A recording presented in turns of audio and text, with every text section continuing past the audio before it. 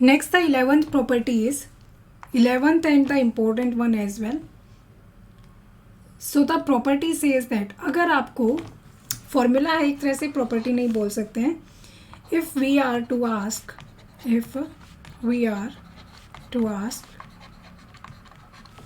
the components of a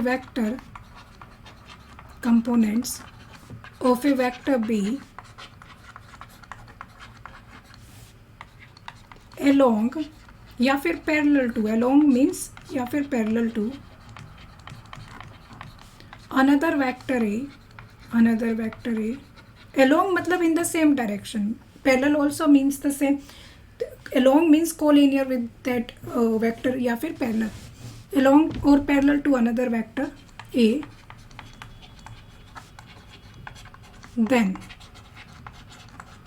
so basically what he is asking you, let's suppose this is vector A, let's suppose this is vector B. He is asking you to find vector B along vector A or find vector B in the direction of vector A या फिर और find vector B parallel in direction parallel to vector A. अगर इन तीनों में से कोई भी चीज़ आपसे पूछी जाए तो उसका सीधा सा फॉर्मूला होता है. बेसिकली देखो, जो मैंने प्रोजेक्शन बताया था, projection of a vector on another vector is basically the shadow, right. तो आप क्या करते हो, परपेंडिकुलर ड्रॉ करते हो. जैसे बी की ए पर प्रोजेक्शन हमें निकालनी है, तो हमने परपेंडिकुलर ड्रॉ किया. Let's suppose this point is M here. तो प्रोजेक्शन ये लेंथ आएगी ना आपके पास. मैंने बताया इनिशियल पॉइंट से फुट ऑफ परपेंडिकुलर तक की जो डिस्टेंस है that is known as the projection. O M is the projection of B on A ना, projection of B on A, vector B on vector A. अब वो आपसे क्या पूछ रहा है, वो आपसे बी के वेक्टर बी के कंपोनेंट्स पूछ रहा है अलोंग वेक्टर ए. मतलब ओ एम को वेक्टर क्वांटिटी में आपको रिप्रेजेंट करना है. तो सिंपल है, बहुत सिंपल है. ओ एम को यूनिट वेक्टर से मल्टीप्लाई कर दो सिंपली. सो याद रखना, इन तीनों में से कोई भी कुछ भी आपसे पूछा जाए ना किसी भी तरीके से, तो उसका फॉर्मूला होता है is equal to projection of vector B on A, projection of vector B on vector A. ये आपके पास एक स्केलर क्वांटिटी आएगी, right. Projection is a scalar quantity because ये तो डिस्टेंस होती है, and distance is a number basically, उसकी कोई डायरेक्शन नहीं होती है. Projection of B on A आप मल्टीप्लाई करोगे जिस पर प्रोजेक्शन डाला गया है. जैसे ए पर प्रोजेक्शन डाला गया, इसके यूनिट वेक्टर से मल्टीप्लाई कर दोगे. अब यहाँ पर कोई डॉट प्रोडक्ट नहीं होगा, सिंपल प्रोडक्ट होगा, क्योंकि ये आपके पास स्केलर है और ये आपके पास एक वेक्टर आएगा. This is a unit vector, तो ये आपके पास एक वेक्टर आएगा. तो ये आपके पास ओवरऑल एक वेक्टर आ जाएगा, and this vector is vector B in the direction of vector A. एक बार फिर से रिपीट करती हूँ. If somebody ask you to find a vector in direction of another vector, या फिर a vector in the direction parallel to another vector, या फिर आपसे पूछा जाए find vector B along vector A, along another vector, right. तो आपको सिर्फ सिंपल सा फॉर्मूला लगा देना है, projection of that vector on to that vector जिसके अलोंग आपको फाइंड करना है वेक्टर, और उसको मल्टीप्लाई कर दो जिसके अलोंग आप फाइंड कर रहे हो वेक्टर ए के यूनिट वेक्टर से. एक क्वेश्चन करते हैं जो कि आपका यूपीएससी में भी पूछा गया था, कई बार बेसिक से भी क्वेश्चन आ जाते हैं. जैसे 2017 का ये क्वेश्चन है, क्वेश्चन नंबर 5 का ई पार्ट. ये क्या कह रहा है, the position vector of a point is vector r is equal to sin t I cap plus cosine 2t j cap plus t square by 2t k cap. आपसे पूछा गया है find the components of acceleration, find find the components of acceleration vector in the direction of velocity vector.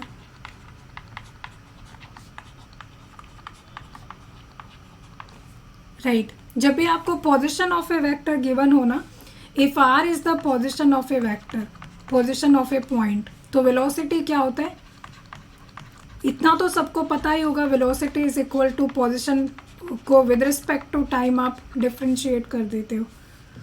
Similarly acceleration क्या होगा, dv by dt, where v is the velocity, where v is the velocity. Normal formula है ये, actually हम class में करेंगे, but इतना तो सबको पता है कि velocity is derivative of the position vector. मतलब जिस डिस्टेंस का हम लोग निकालते हैं ना, तो आर यहाँ पर डिस्टेंस को ही डिनोट करता है. Solution, so R because the point is moving ना, तो उसका पोजीशन वेक्टर टाइम के रिस्पेक्ट में आपको दिया. तो जैसे जैसे टाइम चेंज होगा वैसे वैसे पोजीशन क्या होगी, चेंज होगी. टाइम के ऊपर डिपेंडेंट है ना, टी पर डिपेंडेंट है बेसिकली. तो v will be D R by D T, acceleration will be D V by D T. So R in terms of t is equal to sine T I cap plus cos two T J cap plus T square by two T K cap. अब आपको find क्या करना है, आपको acceleration find करना है इन the direction of v. तो basically अगर हम डायग्राम से समझे, ये आपके पास मान लो एक्सेलरेशन वेक्टर है और ये आपके पास मान लो वेलोसिटी वेक्टर है, राइट. तो आपको acceleration vector in the direction of velocity vector find करना है, राइट. तो फॉर्मूला आपका लग जाएगा जैसे मैंने बताया था. एक्सेलरेशन से परपेंडिकुलर ड्रॉ करेंगे, ये पॉइंट ए है, ओ है, ये ए है, ये बी है, ये एम है, राइट. तो आपका लेट सपोज मैं इसको ए वेक्टर ले लेती हूँ, लेट सपोज इसको हम लोग वी वेक्टर ले लेते हैं. तो आपका अल्टीमेटली फॉर्मूला क्या बन जाएगा, A in direction of V, A in direction of V is equal to projection of A on V, projection of vector A on vector V and उसका normal product with V cap. जिसके ऊपर projection है उसका we cap, मतलब उसका unit vector. अगर वो उल्टा पूछता तो आपसे find velocity vector in the direction of acceleration vector, तो यही जो फॉर्मूला है फिर क्या हो जाता, रिवर्स हो जाता, यहाँ पर वी कैप हो जाता. तो उस केस में आपका क्या होता, vector V in direction of vector A, in direction of vector A will be projection of V on vector A, projection of vector V on vector A, और जिस पर प्रोजेक्शन है उसका यूनिट वेक्टर से आप मल्टीप्लाई कर देते इस तरह से, राइट. तो ये हमसे नहीं पूछा है, हमसे सिर्फ ये पूछा है, तो हम ये फाइंड करते हैं.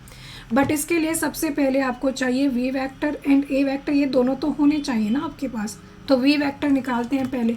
सो vector V is equal to D R by D T. जब हम किसी भी वेक्टर को डिफ्रेंशिएट करते हैं ना, तो उसके इंडिविजुअल कंपोनेंट्स डिफ्रेंशिएट हो जाते हैं.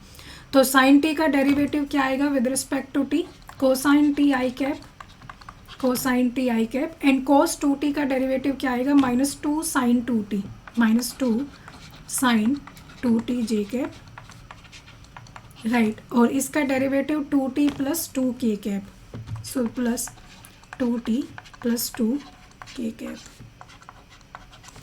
राइट. ये आपके पास वेक्टर भी आ गया. Acceleration vector is D V by D T. So derivative of this with respect to T, तो क्या आ जाएगा, minus sine T I cap minus 4 cos two T J cap plus two K cap. Now acceleration in the direction of V, acceleration A in direction of V is equal to projection of vector A on vector V and साथ में we cap. यही formula है. यहाँ पर वो पूछ रहा है at T is equal to 0, वो टी की कोई वैल्यू देगा आपको, यहाँ पर टी 0 दिया गया है. तो आप ऐसा करो, वी पहले at T is equal to 0 find कर लो. So V at T is equal to 0. सो टी को 0 पुट करेंगे, कोसाइन 0 इज 1, तो ये आई कैप आ गया. साइन 0 इज 0, तो ये 0 जे कैप. यहाँ पर क्या आएगा, 2 इंटू 0 प्लस 2, तो प्लस 2 के कैप. एंड एक्सेलरेशन क्या आ जाएगा for T is equal to 0, will be equal to sine 0 is 0 and cos 0 is 1, तो minus 4j cap plus 2k cap.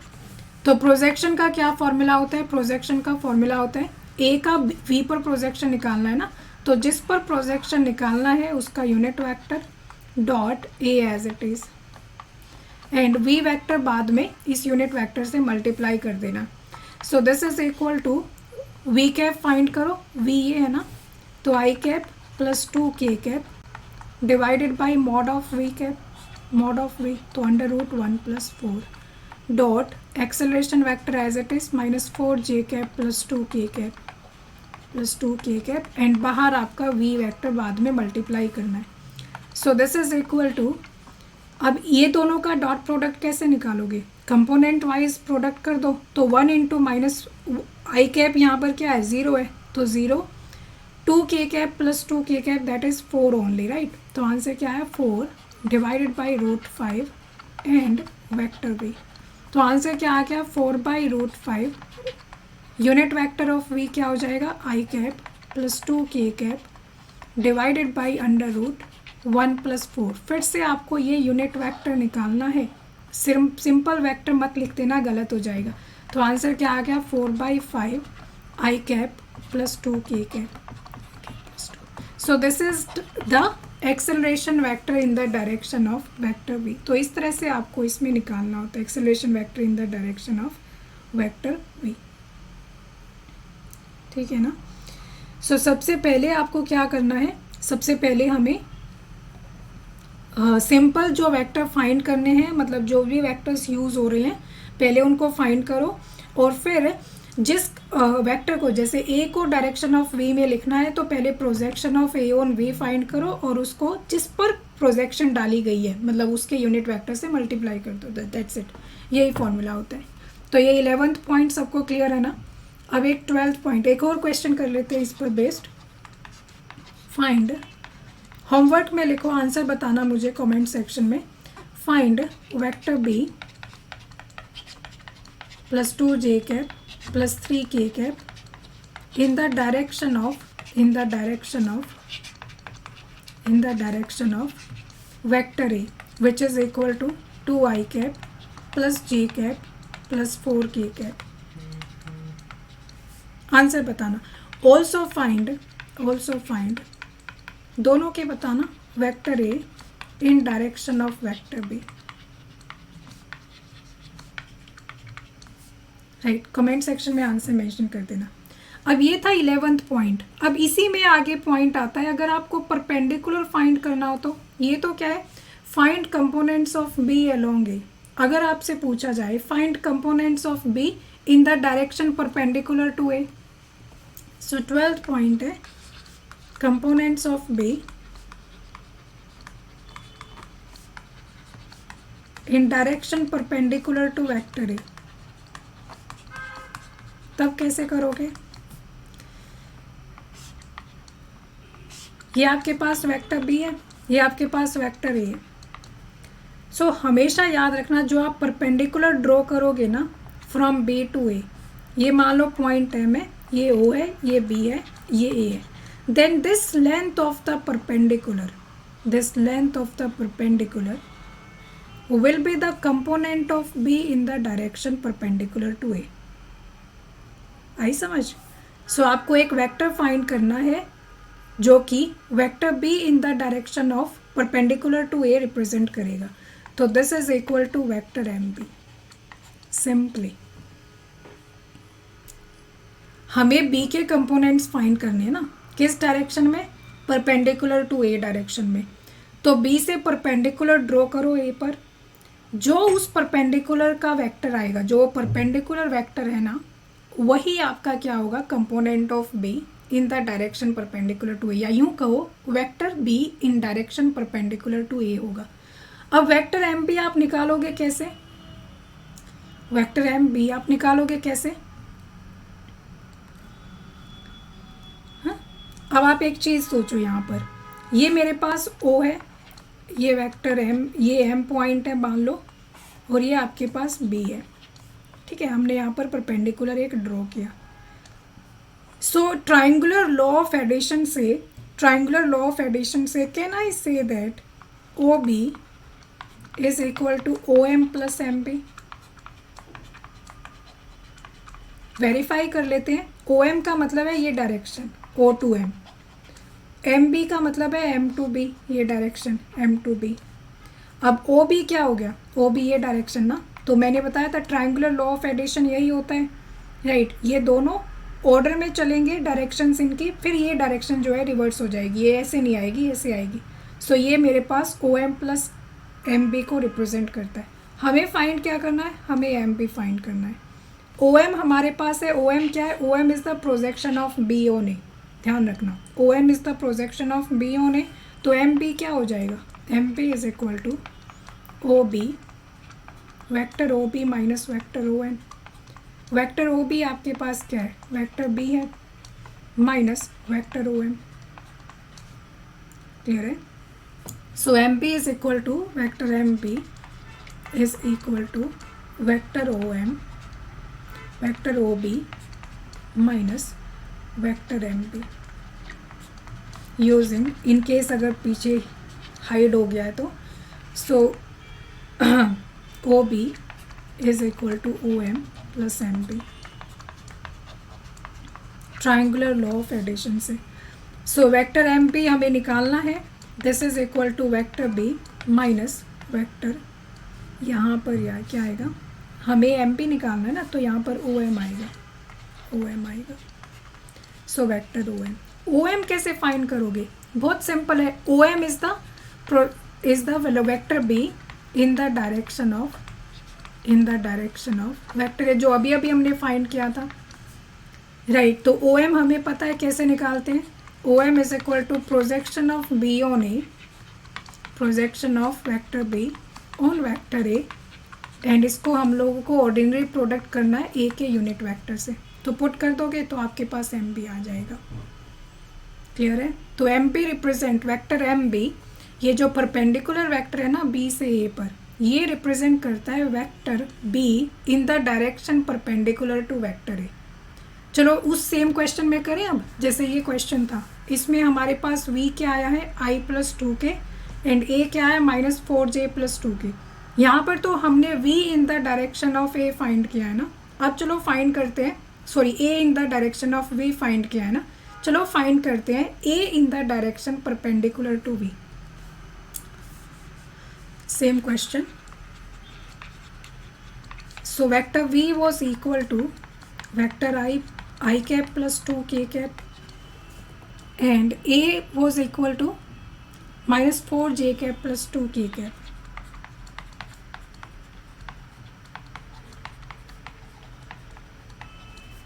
Right. So now we are to find a in direction perpendicular to v. a in the direction perpendicular to v. तो ये आपके पास v है, ये आपके पास vector a है. ठीक है.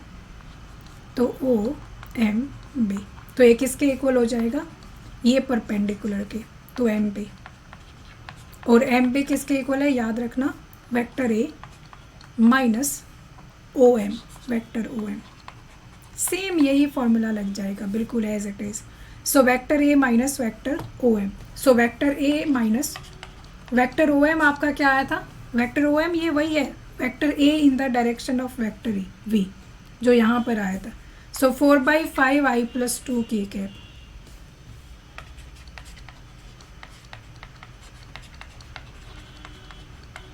ठीक है. तो एक्सेलरेशन को हम पुट कर देंगे.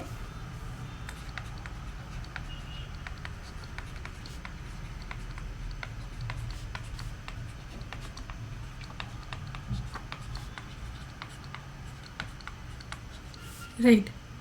सो आंसर क्या आएगा, this is equal to minus 4/5 I cap minus 4 J cap and 2 minus 8/5, that is 2/5 K cap, 2/5 K cap. So this is our final answer. This is our final answer. -4/5 I cap. So vector A minus